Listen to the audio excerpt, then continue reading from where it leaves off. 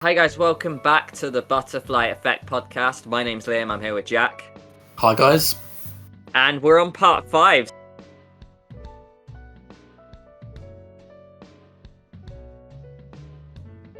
So the last we saw was the incinerator scene. So we dive straight into this scene where the group are witnessing Charlie's death, in inverted commas, if you think he did die or not, because we never really saw the body. But at least that's what we concluded in the last one. The next scene it dives into, mate, really, is the scene that was pretty much plucked from the demo, where they leaked sort of 20 minutes of gameplay. Now, before I carry on, did you happen to go through that? Did you look at any of the demo clips? Yes, I did watch that, so this bit was very familiar. Yeah, and you know, to kind of criticize this, I guess, I had the same effect with The Quarry because I watched the prologue like a month before the game came out, and it definitely took the glamour away because I was just going through this section knowing what to expect. I knew where the jump scares were, I knew where the clues were. I knew that like Mark and Jamie would get separated from Kate later on. And I do think this is actually a little bit of a tedious section going around the spy. It's again, it just shoves the whole, oh, here's shimmying, here's some climbing, here's some crawling. And I don't know about you, mate, but I just felt the scene was a little bit of a drag. I feel like they could have shortened it a lot more. Yes, I mean, I can imagine going back in second playthroughs. I feel like, I don't know, it feels like maybe on the one hand, I feel like I'm being completely fair. On the other side, it's completely harsh because you want these extra mechanics in there to spice up the game.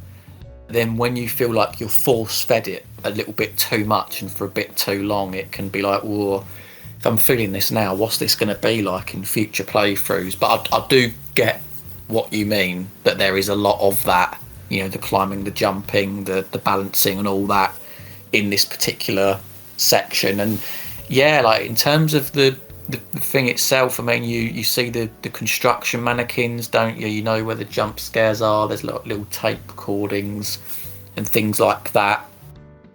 There's the sense that the killer is following you. But you know what? And I want to touch on that, actually. The whole killer following you. I think it was kind of roughly around this scene where I started to get really fed up of the whole killer in the background, his shadows walking by, him following you, you know, the whole kind of POV of someone watching you through a wall crack or something. I just feel they definitely overdid this gimmick. They tend to in supermassive games anyway, but it was very full on at this scene. And then when I noticed this, I'd look at every other scene going forward, and I might be wrong, but I swear whenever you switch to a new like survivor or, you know, person you want to save, it's almost like the killer is in the background of every scene and he teleports like everywhere. And this is something I will dive into a lot more afterwards, but I got really fed up of just seeing the stupid killer like in the background everywhere, and you have to constantly feel like you're tiptoeing in every room. I felt it would have been more refreshing if they could have backed away from it, and it would have been more realistic if occasionally he just wasn't there. I don't know if you would agree with that, and if I'm just being super moody here. I mean, I do agree that in a sense it's not realistic, but maybe I guess they did this because it's that sense of horror that you're being watched, and who knows, like other people might disagree, you know, saying that they've overdone it. But maybe if that wasn't in there, it maybe just feels like that you're just wandering around this abandoned hotel. So like maybe you need those moments where there's a shadow or there's like a silhouette watching you, just to almost, obviously we know as the audience that he's there and he's watching everything, but like actually see it on screen, because otherwise it could just get a little bit, oh, I'm wandering down another corridor, or I'm just exploring this area, there's going to be no repercussions, there's going to be no, you know, sense for a figure following me. So I think I sit somewhere more in the middle, mate. Maybe it was a little bit overdone, but I know why they did it.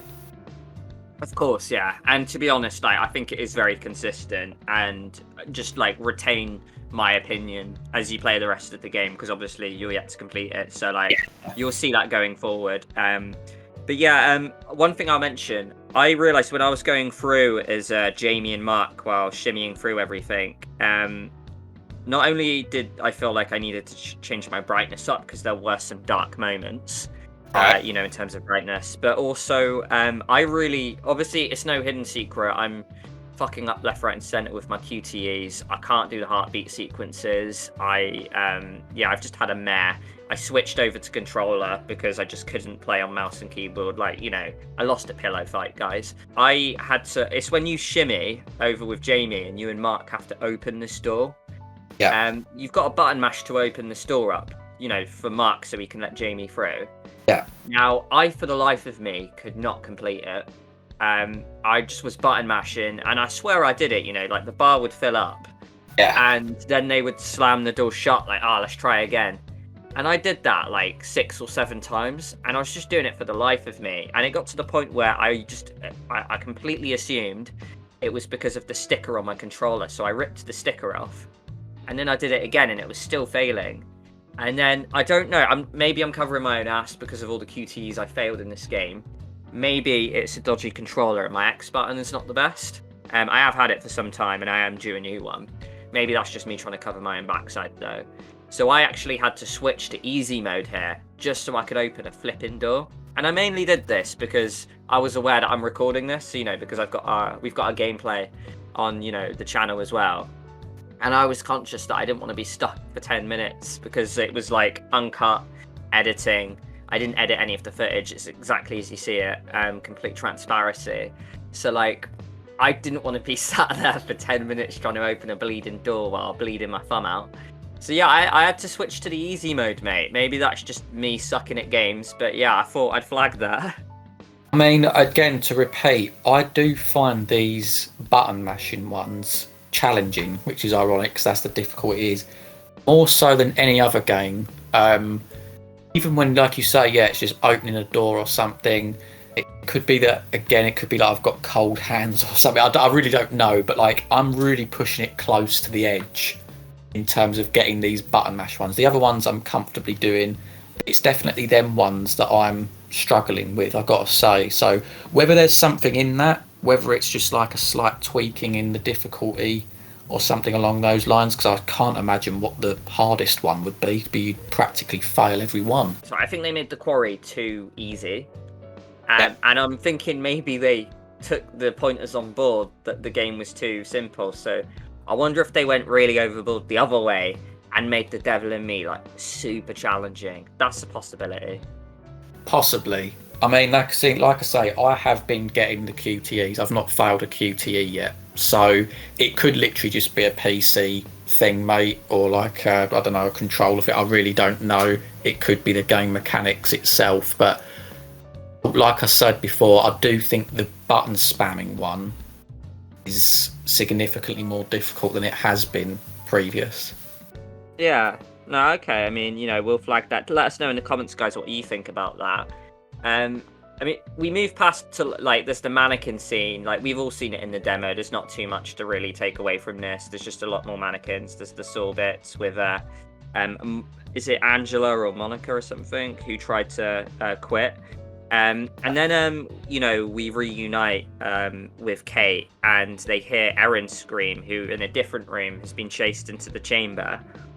And then it leads to our first, or another choice, which we did see in the demo, and we knew how that one ended. For reference, in the demo, Kate and Erin are in these chambers, and Jamie has to choose which one to save because they're losing oxygen and air in these rooms. Now in the demo, they picked to save Kate, so Erin died. Now, Jack, just tell us a little bit about what you did and what your outcome was, and why you did the choices you did. I did the choices I did because I knew what would happen if you killed Erin, which was that she died. So I purposely chose to kill Kate. I was thinking to myself, there's going to be some sort of way. I mean, obviously the Erin thing as well because of the her asthma and stuff. But I was thinking, there's going to be some way that they're going to get her out. And sure enough, apparently there was the window was slightly loose or something. There's a leak, and they managed to get her out that way. And I was thinking, well, it had to be that because it would be harsh to kill one of them no matter what, unless there were certain choices laid to get to that point. But very simple decision, and the drama of that particular moment wasn't there as much for me as it was for other scenes. It's interesting for me because I went the other way. I went to save Kate. Now I know the demo showed us what happens, but my theory is that Erin had her inhaler, and I saved up all the puffs of it.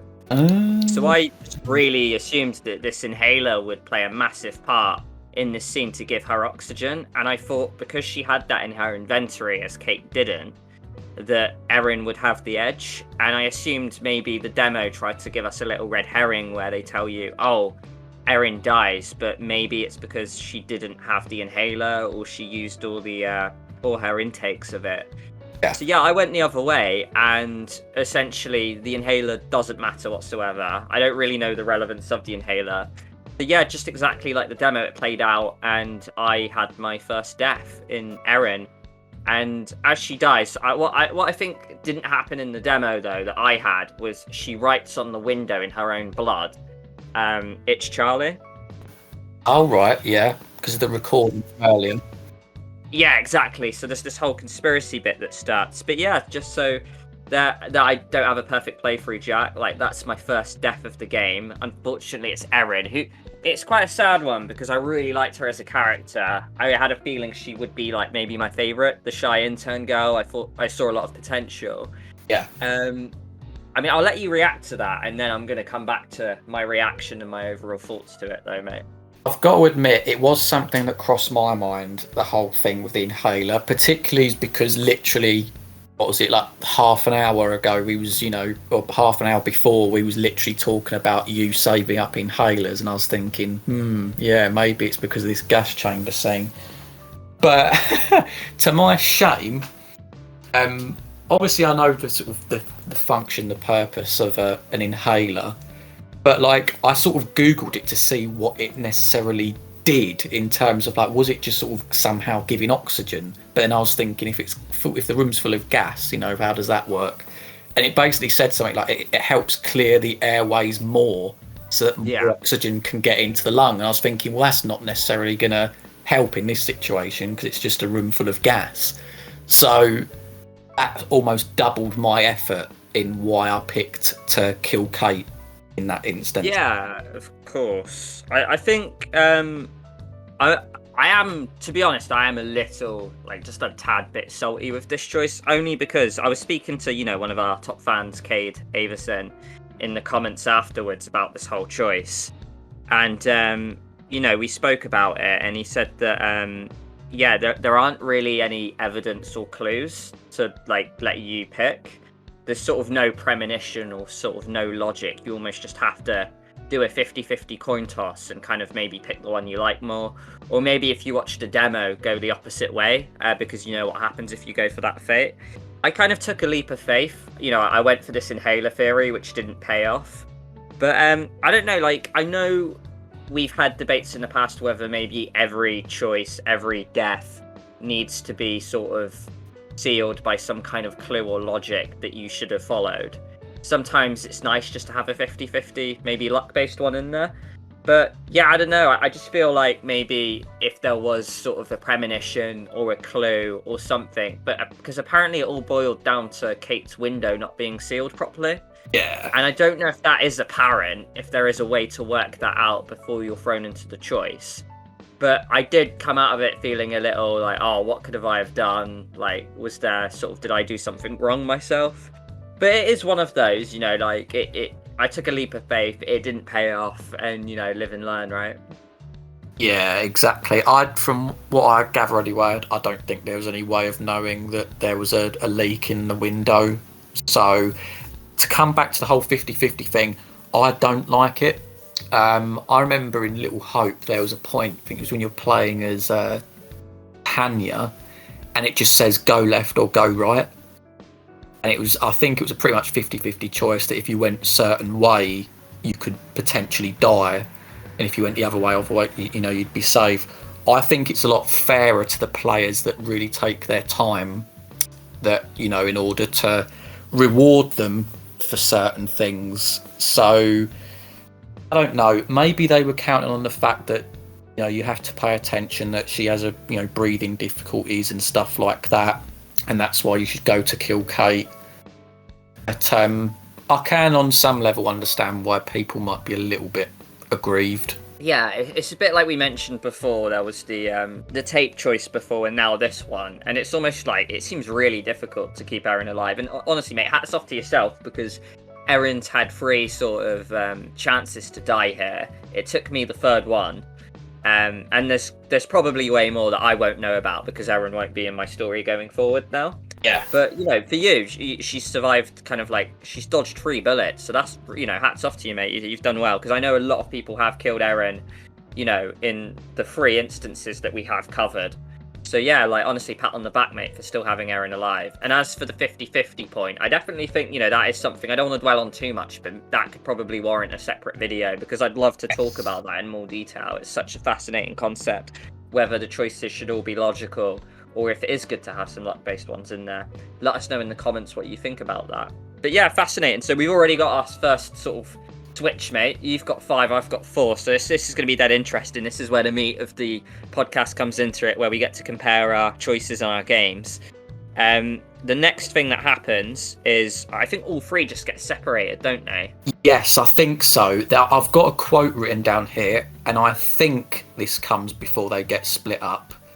But Kate says, I suggest we start using our heads.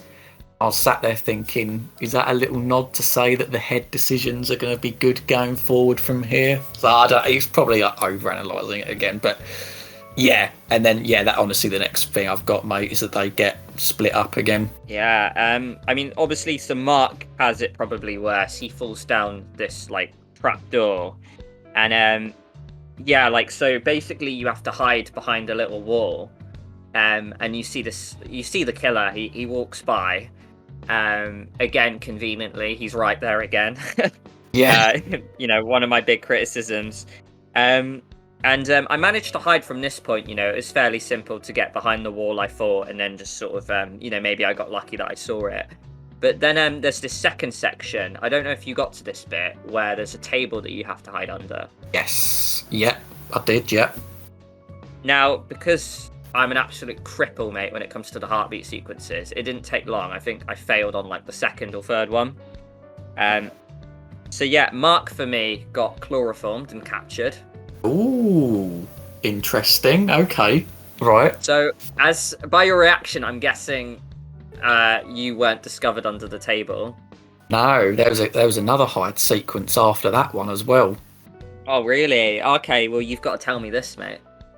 Yeah, so this is just an opportunity for you to really, like, go around exploring these rooms. And I don't know if you did this as well, mate, but did you get, like, a camera lens at one point? It was on, like, the top shelf.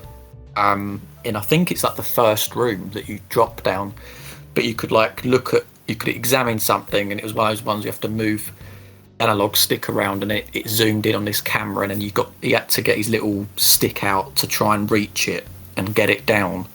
So nah, I only ever did that once in the sort of library section where you find out, like, a birth certificate. So yeah, that's a clue I would have missed, mate.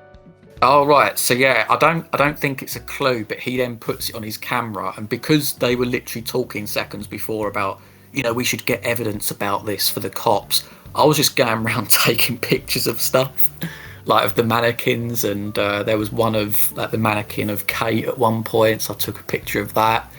And there was, like, these little numbers when you zoomed in, that was potentially for, like, some sort of door lock later on, so I was, like, making notes of them as well. But in terms of what happens, mate, you can just go into another room,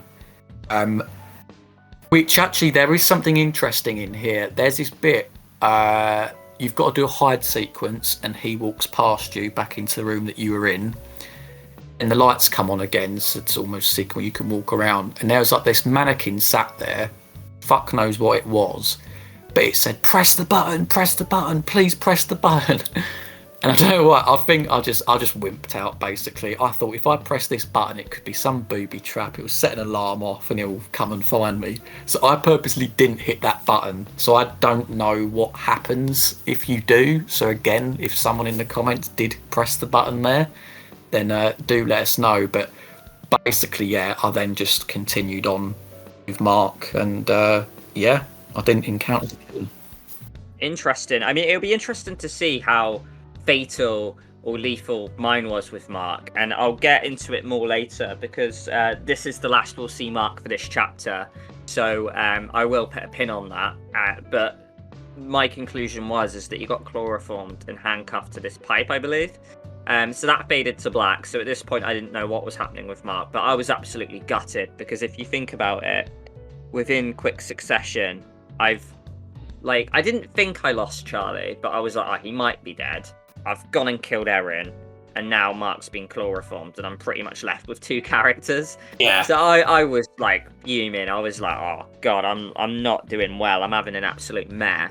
But on the other hand, I was sort of retaining, you know what, this is a unique gameplay, and I like the honesty of it, I always predicted that my time was going to run up to me, and I thought my prediction at the start was that I'd have 2 out of 5 survivors. So, yeah, probably on course to doing that with Jamie and Kate here. But, yeah, we'll move on, right, to, we play as Jamie next, right? Yes. And, she goes around and she sees that, the bedrooms have been trashed, that kind of thing.